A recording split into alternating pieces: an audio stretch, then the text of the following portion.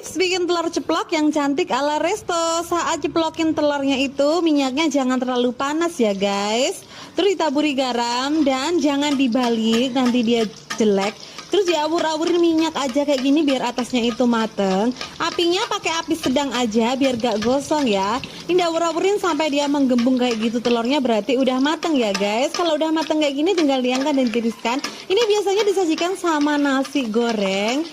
Selamat mencoba dan happy cooking.